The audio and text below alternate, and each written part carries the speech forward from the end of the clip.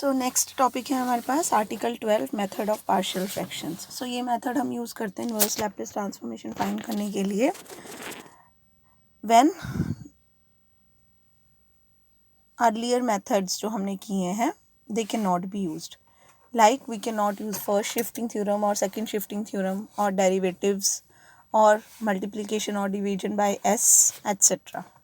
सो जैसे कि आप देखो इन्होंने यहाँ लिखा है sometimes it is convenient to break a given expression into partial fractions and later on manipulate term by term.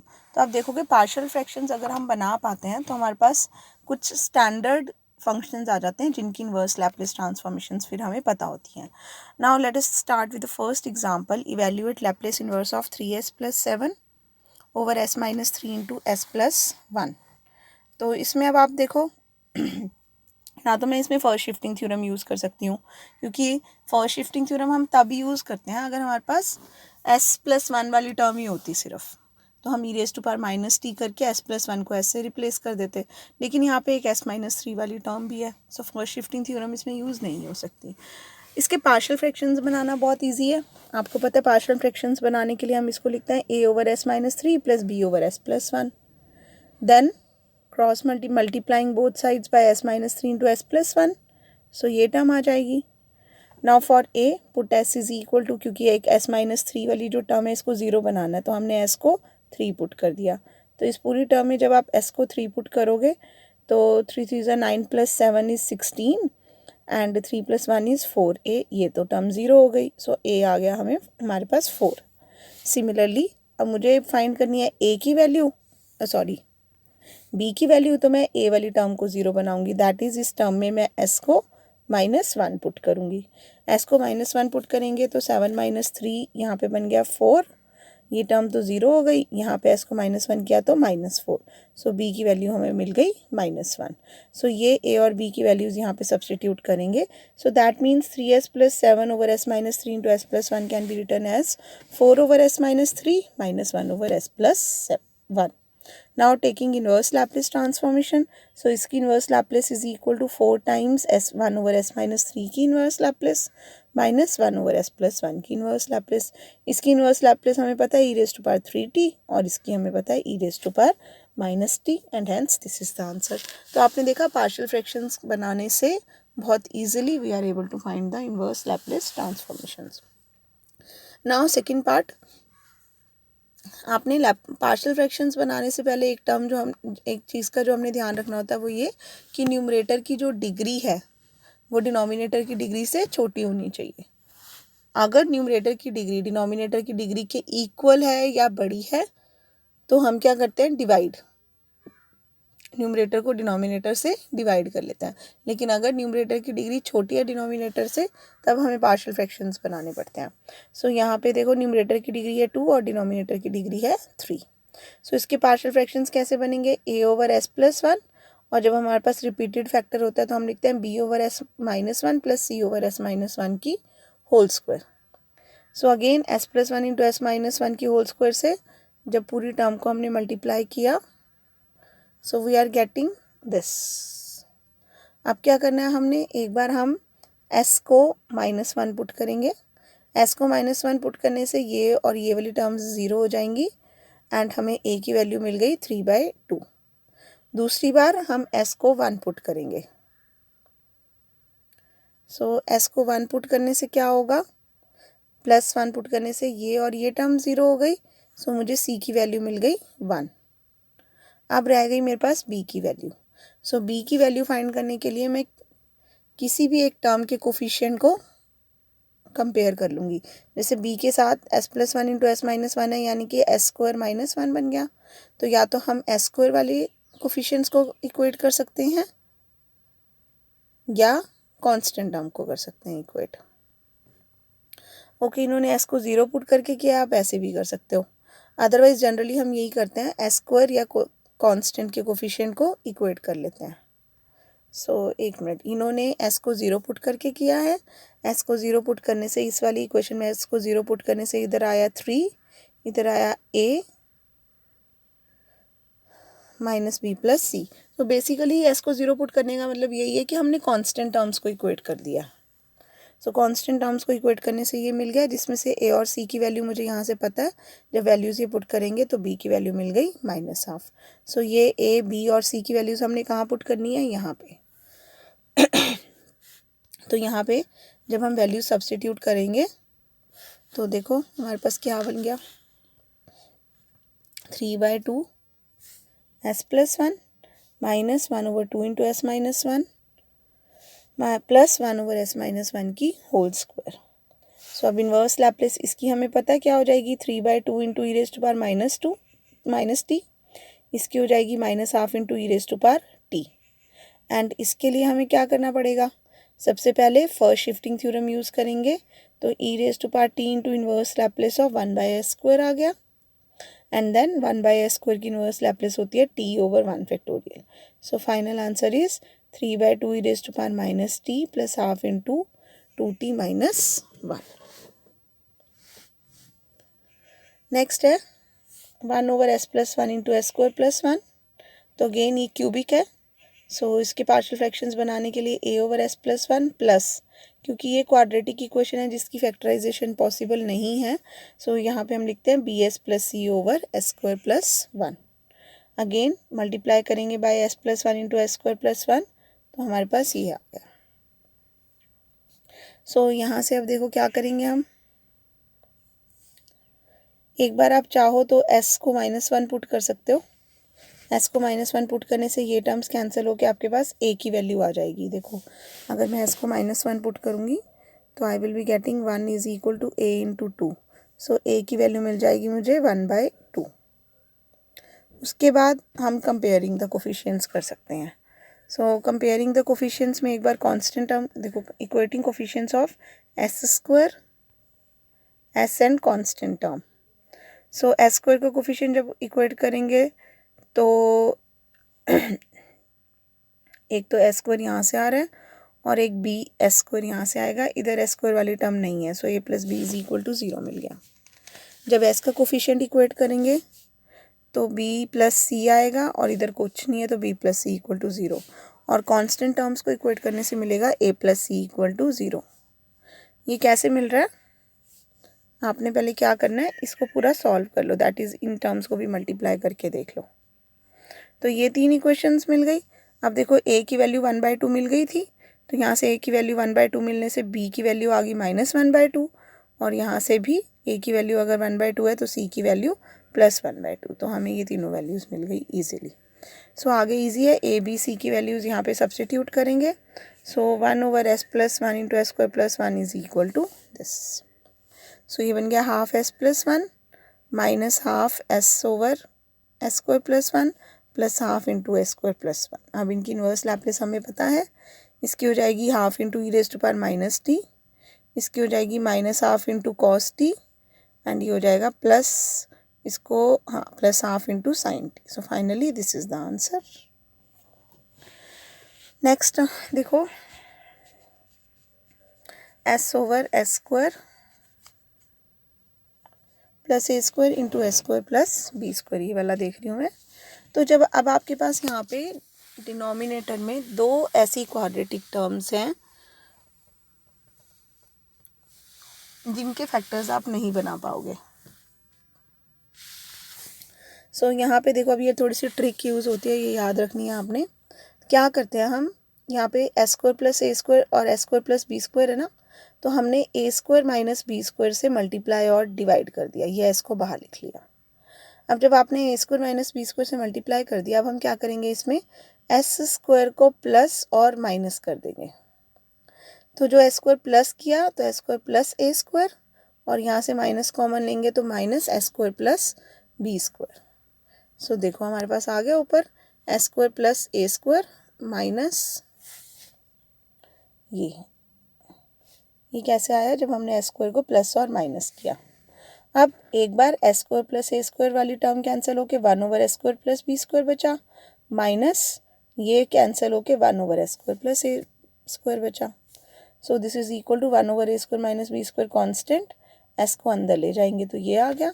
So inverse Laplace of this is equal to 1/a² - b² into इसकी inverse Laplace which is cos bt, and इसकी inverse Laplace which is cos at।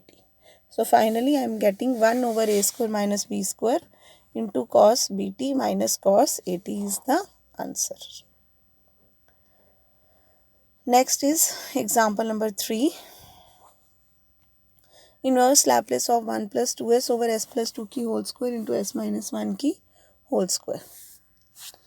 तो जब हमारे पास नीचे repeated factors होते हैं तो इसका पार्शियल फ्रैक्शन कैसे होगा, a over s plus 2 plus b over s plus 2 की होल स्क्वायर, फिर s माइनस 1 की होल स्क्वायर है तो c over s minus 1 plus d over s minus 1 की होल स्क्वायर.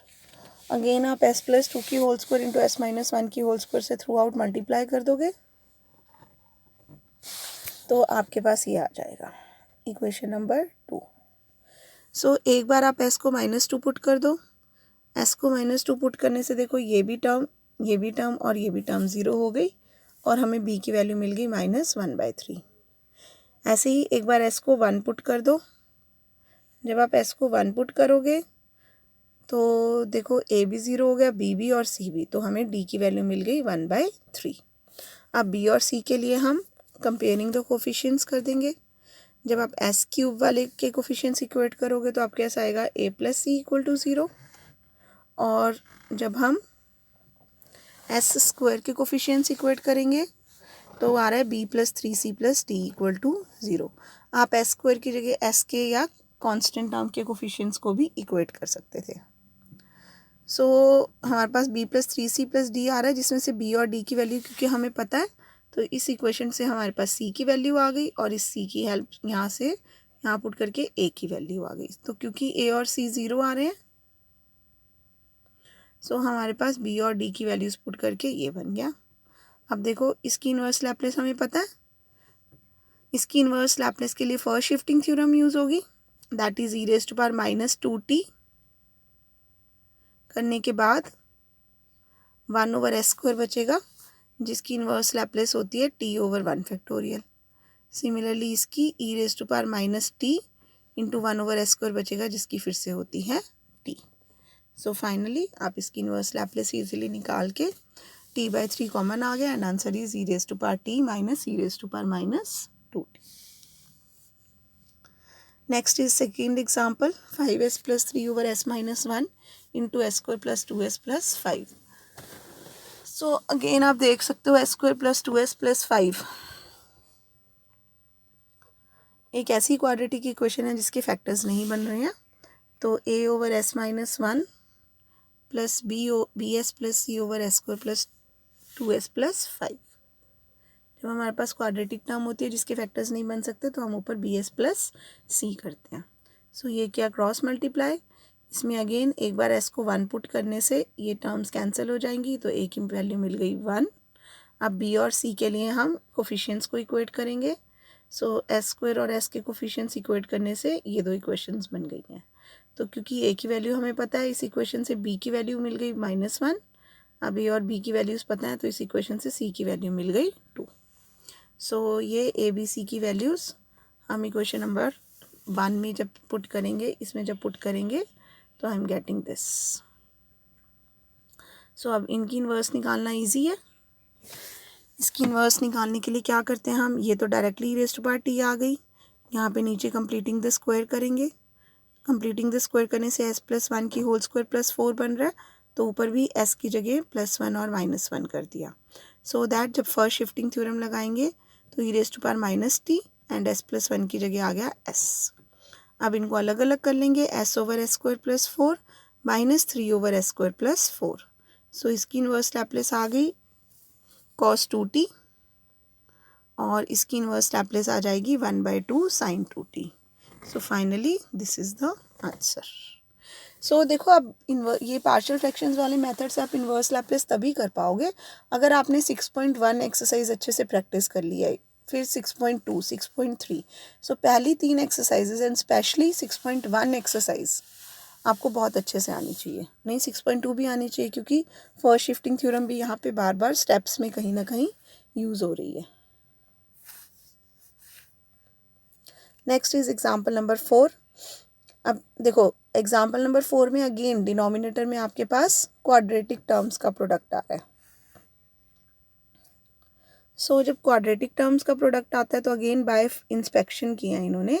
देखो बीच वाली टर्म थी -2s और +2s यहाँ से, तो इनका सम होता है 4s, तो हमने 4 से मल्टीप्लाई और डिवाइड कर दिया। Now 4s can be written as 2s minus of -2s। फिर क्या कर रहे हैं, एस स्क्वायर प्लस किया यहाँ पे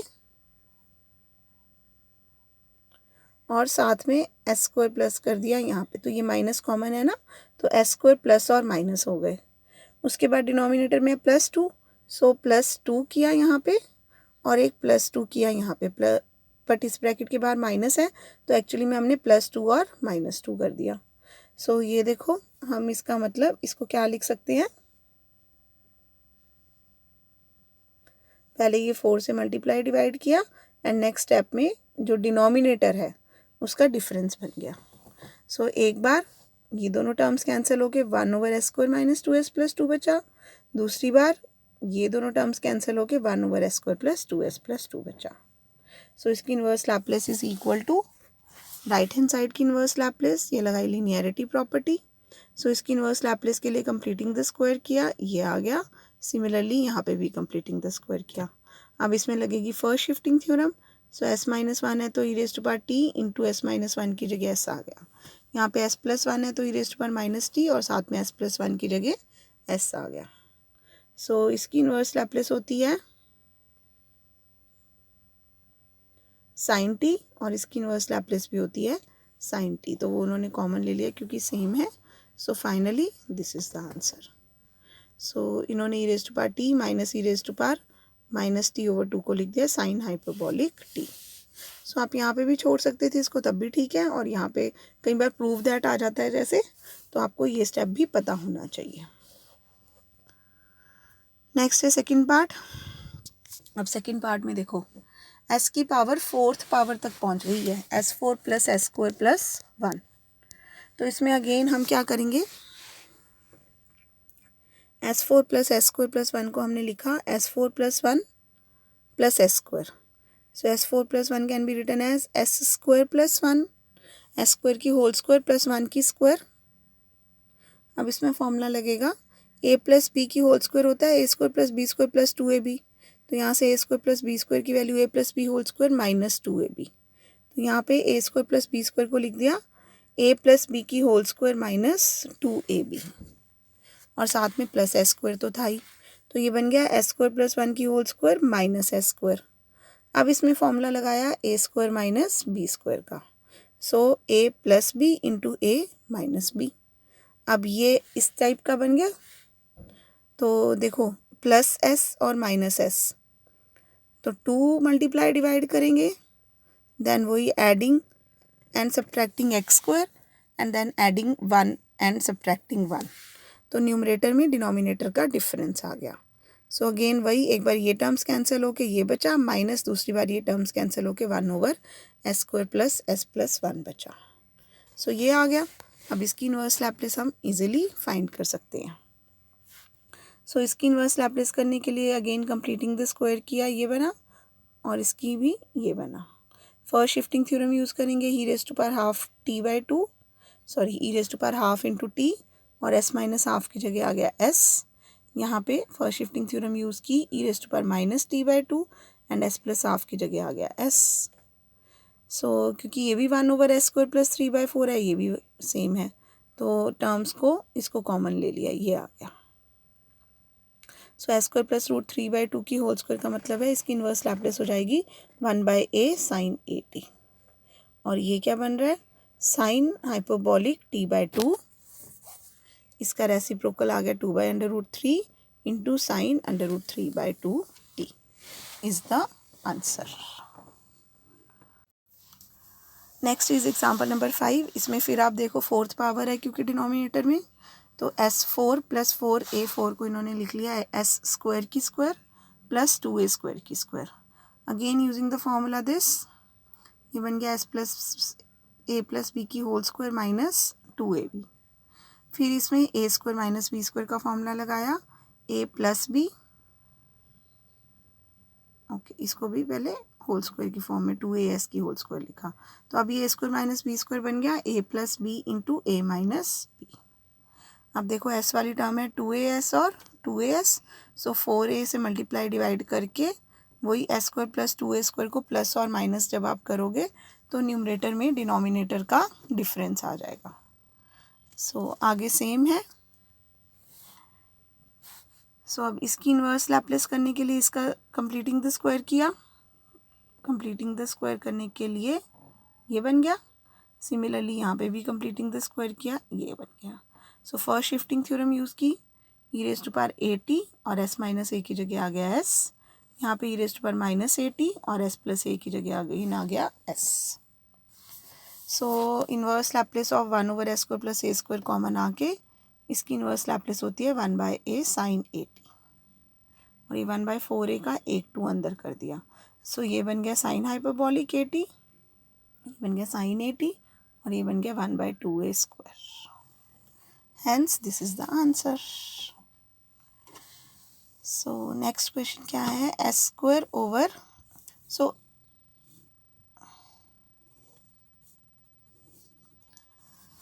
तो जो पिछला क्वेश्चन था उसमें s over s4 plus 4a4 था, इसमें s square over s4 plus 4a4 है। तो हम क्या करेंगे, यहाँ तक बिल्कुल सेम रहेगा।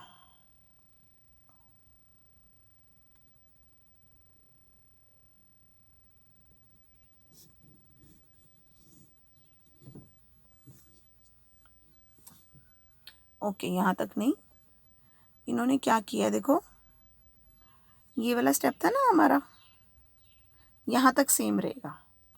यहाँ पे वही नीचे A square plus B square बनाया, फिर A plus B whole square minus 2ab लिखा, फिर ये A square minus B square बन गया। So A plus B into A minus B. अब यहाँ पे क्योंकि अंदर हमें सिर्फ s चाहिए होता है तो एक s को इन्होंने बाहर ही रखा हुआ है। सो 4a से मल्टीप्लाई डिवाइड कर दिया, क्योंकि नीचे s के कोफिशिएंट्स का सम 4a है। फिर s square plus 2a square को प्लस और माइनस किया, तो ये टर्म आ गई। अब इस s को अंदर ले गए। अब वही करना है, completing the square in the denominator, तो ये आ गया। Then first shifting theorem use करेंगे। सो एक मिनट, यहाँ पे देखो लास्ट स्टेप में ये s माइनस ए का होल स्क्वायर बन गया,